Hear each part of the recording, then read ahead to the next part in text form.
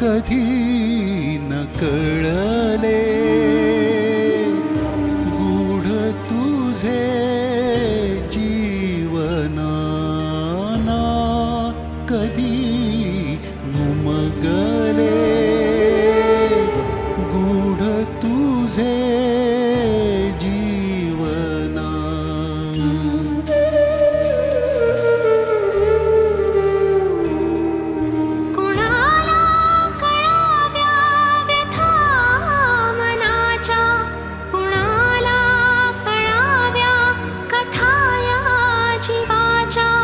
क्षणभंगुर सारे निशब्द, आयुष्यमान भव, आयुष्यमान भव, आयुष्यमान भव.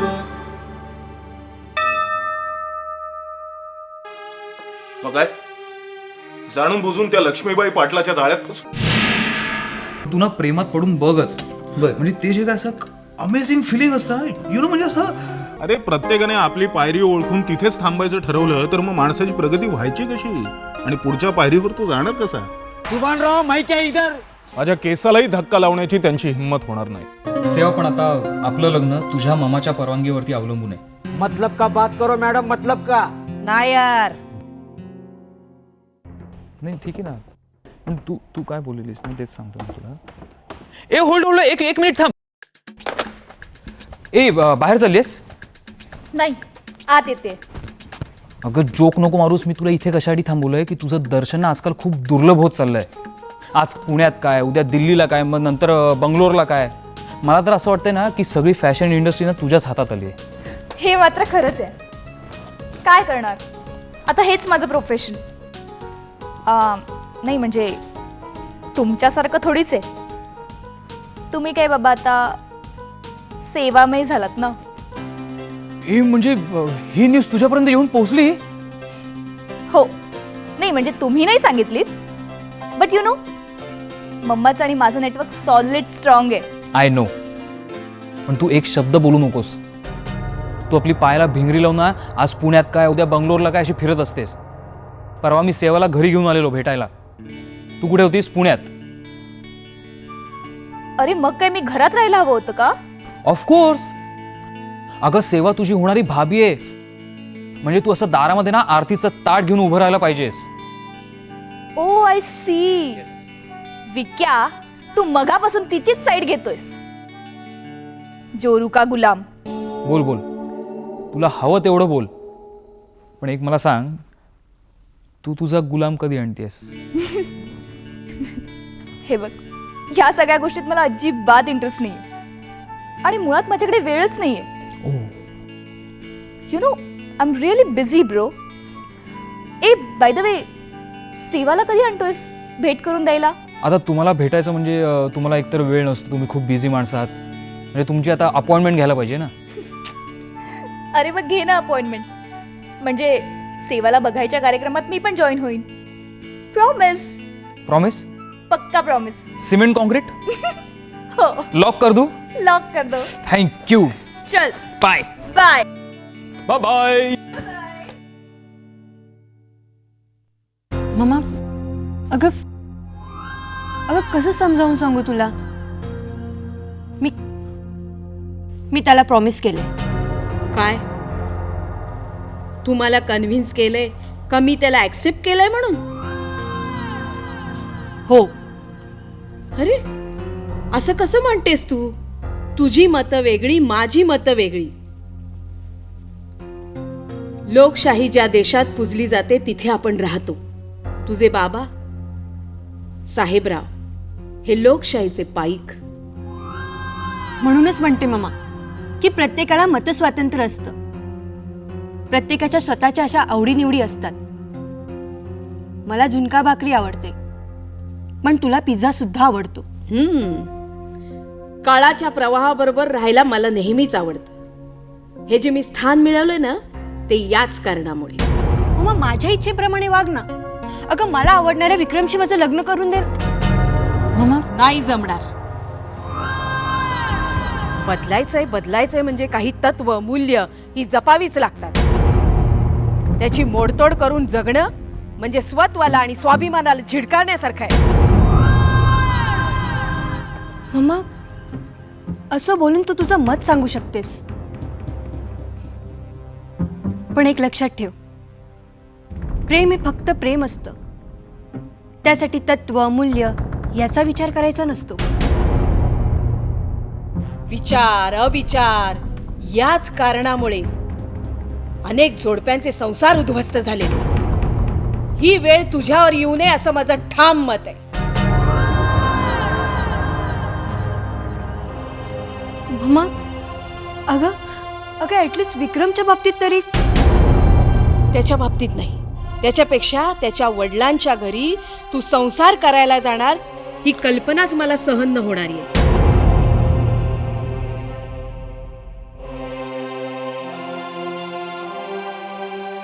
हे बघ. इकडे बघ, नीट लक्ष देऊन ऐक. उद्या तुला बघायला एक हँडसम मुलगा येणार आहे. मला खात्री आहे तुला तो नक्की आवडेल.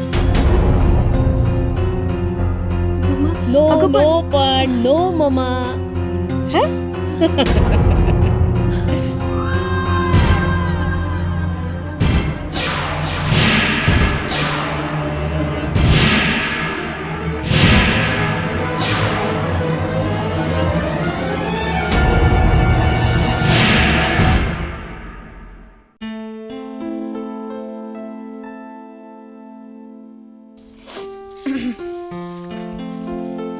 धान्य आनंद दिन पूर्ण मन कामना.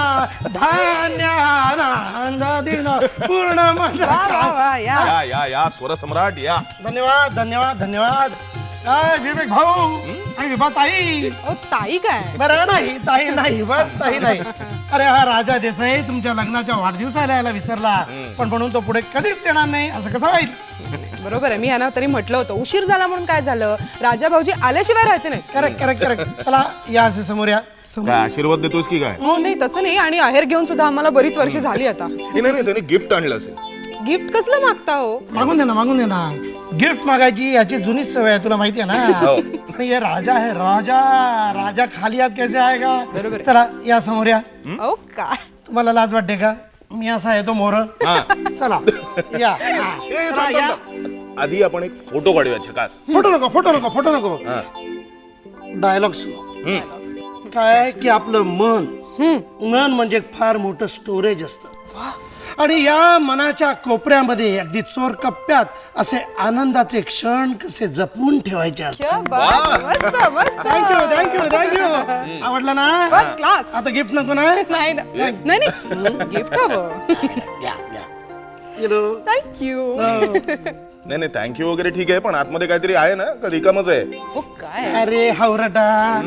अरे एवढा सारखा उतावळा झाला असशील ना तर बघ बघ उघडून बघ उघडून बघ. ठीक आहे उघडूनच बघ. ओ काय लगेच लहान मुलासारखं. लहानच आहे तू. असू दे असू दे म्हणतो. अरे अमाऊंटच नाहीये. सही तरी गेली आहेस ना? ना दिसते ना. सही रे सही सही रे सही रे सही. अमाऊंट पाहिजे ती टाकून घे. बॅलन्स आहे का? तेवढा माझा बॅलन्स अजून गेलेला नाही आहे. अरे टाक तू. बाउन्स होणार नाही. पाहिजे तर माझ्यावरती केस करू शकतोस तू. प्लीज प्लीज प्लीज आता कोर्ट कचेरी केस असे शब्द नको. त्यापेक्षा छान फर्स्ट क्लास फ्रेश व्हा. मी स्वयंपाक केला वाढायला घेते. खाना वो ठीक आहे, लेकिन जेवणाच्या अगोदर काही सोय आहे की नाही? राजा भाऊजी तुम्हाला माहितीये ह्या घरात हे असलं काहीही चालत नाही. माहितीये ना. तुला सांगत होतो कशाला हिच्याशी लग्न केलंस रे. 25 वर्ष या घरामध्ये कायम आपला ड्रायडे. काय हे? तुम्ही उगाच काहीतरी वाटेल ते त्यांच्या डोक्यात भरवू नका. त्यापेक्षा एक काम करा ना, जेवायच्या आधी एक छानसं गाणं होऊन जाऊ. नको नको नको नको आग्रह नको गाणं नको अजिबात नको. काय उद्या मी जर का गाणं गायलं ना तर हिमेश रेशमिया सुद्धा नाट्य संगीत म्हणायला लागेल. आणि दुसरी गोष्ट अशी की ती गेली आणि तिच्याबरोबर माझं गाणंही संपलं. नाती तुटल्यानंतर मिळणारा स्वातंत्र्याचा आनंद क्षणभंगूर असतो. आणि काय नाही, तुम्ही काय एवढं गंभीर होऊन ऐकताय? चला चला चला चला चला चला चला आपण तुमच्या पारतंत्र्याचा 25वा वाढदिवस साजरा करूया. चला चला, नुसतं खाना, बाकी कुछ नाही. चलो चलो चला आता काय कुठे चला. हे सेवा, आमचे दादा आहेत ना खरंच असेच आहेत. बाबा बोलतात तसे, एकदम धीराचे आणि बेडर. सेवा, हा संजय आहे ना, म्हणून हे पोलीस स्टेशन वगैरे सगळं झालंय. तू काय आता हिच्यासमोर आभार प्रदर्शनाचा कार्यक्रम पण आटपून घेतोस का? तसं नाही रे, पण ऍटलीस्ट आम्हाला कळलं तर पाहिजे ना की नेमकं काय घडलं ते. हे विकी, नेमकं कोण असेल रे? म्हणजे अंडरवर्ल्ड पैकी का आणखीन कुणी? छे, अंडरवर्ल्ड वाले कशाला त्रास देतील? डॅड तर त्यांच्यासाठी कायद्यातली कलम पिंजून काढतील. आणि एकदा का पोलिसांनी त्या टपोरीला बोलता गेला ना की अख्खा प्लान आपोआप ओपन होईल बघ. येस संजय, मी तुला इथे ज्याच्यासाठी बोलवलं ते कर ना. अरे पण काय करायचं ते तरी सांग ना. अरे पण म्हणजे माझं काय असं मत आहे ना की हिच्या मामाचा आशीर्वाद घ्यावा आणि मगच लग्न करावं. फिनिश. पण विकी, माझी मम तर पक्की पॉलिटिकल आहे. अगं पण तिचं तुझ्यावर प्रेम आहे ना, म्हणजे ती तुझ्या भल्याच बघणार ना. हे विक्या, एक प्लान आहे बघ. आपण दोघं मिळून तिच्या घरी बोलायला जाऊया. काय ग सेवा? मला चालेल. बघते, मी निघते.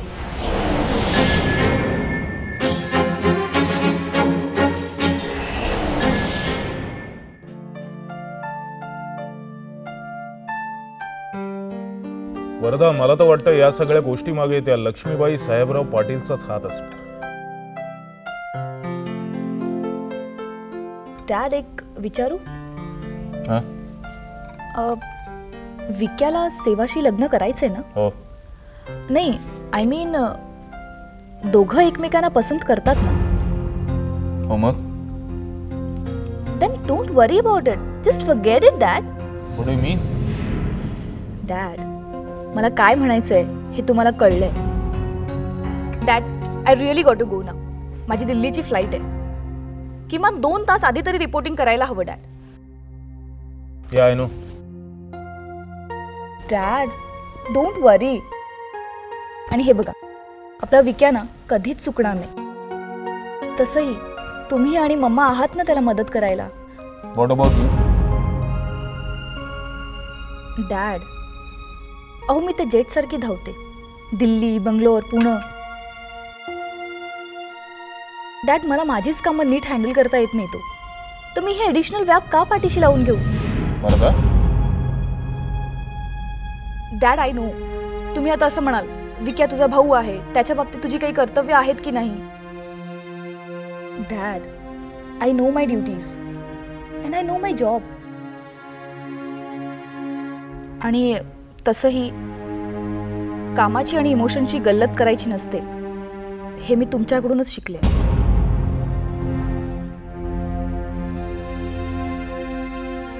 एनिवेज डॅड, आता मला निघायला हवं. मी दिल्लीहून आल्यावर बोलू आपण. मी बॅग घेऊन येते डॅड.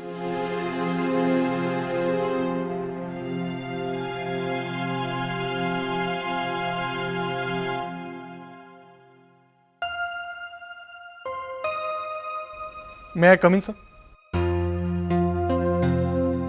शैलेश, तू इथे? खरं तर येणार नव्हतं, पण यावं लागलं. कारण तुम्हाला माहितीच आहे, ज्या कारणासाठी तू इथे आलायस त्या कारणासाठी तुझी फेरी फुकट जाणार आहे हे तुलाही चांगलं माहिती. सर तुम्ही बोलताय? येस, मी ऍडव्होकेट विवेक देशमुख जे बोलतो तेच करतो आणि हे सगळ्या जगाला माहिती. आय नो, मला सुद्धा माहिती आहे. पण हेच ॲडव्होकेट विवेक देशमुख आपल्या गव्हर्नमेंट लॉ कॉलेजमध्ये आम्हाला शिकवताना सांगायचे, मित्रांनो, कायद्याचं पावित्र्य जपायचं असेल तर प्रत्येकाने एक नियम पाळलाच पाहिजे. वकिली करताना पैशाचा विचार न करता, पैशाच्या पाठी न धावता न्यायाच्या बाजूने लढलं पाहिजे. येस, आजही मी तेच वागतोय आणि तेच करतोय. कसं आहे माझ्या तरुण मित्रा, एखाद्या गोष्टीकडे आपण कुठल्या नजरेने बघतो याच्यावरून ती दृष्टी ठरते. आता हेच बघ ना, तुझी ती बहीण, काय नाव काय तिचं? शिल्पा.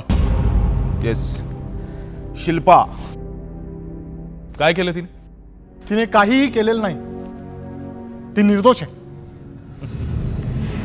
तिने आपल्या कुवतीपेक्षा जास्त किमतीची आणि जास्त वजनाची स्वप्न पाहिली. छोट्या माणसाने मोठं होण्याचं स्वप्न बघूच नाही का?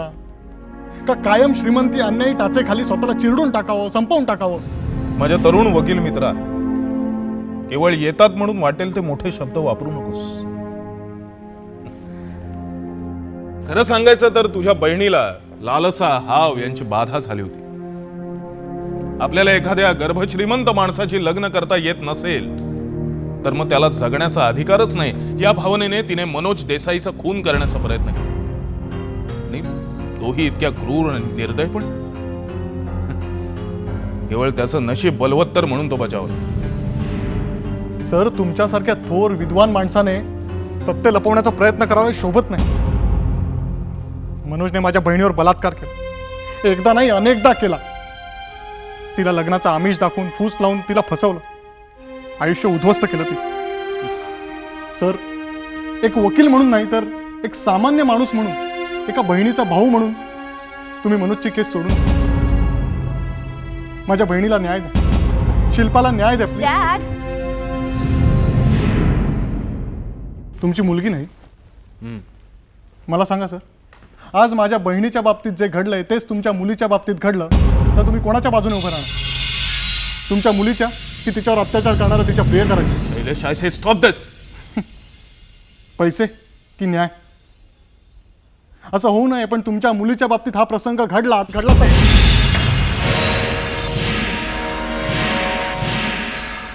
डॅड, माझ्या मुलीच्या केसाला जरी धक्का लागला ना तर याद राहा, गाठ माझ्याची आहे.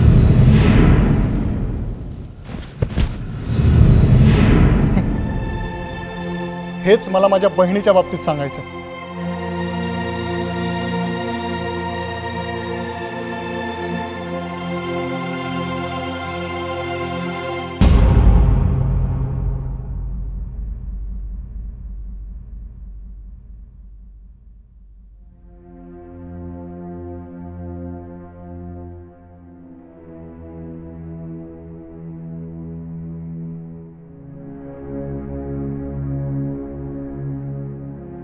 Dad, what happen? डॅड, हां?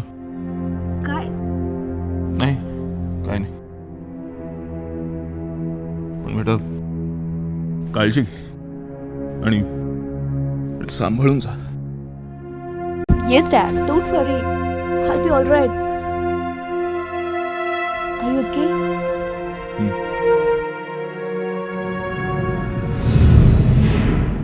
हे बघा, आयुष्यात काही काही गोष्टी वेळच्या वेळी झालेल्या चांगल्या, कळलं? Sorry sorry sorry. आणि काय काय भाऊ मंडळींना काय नावं ठेवते?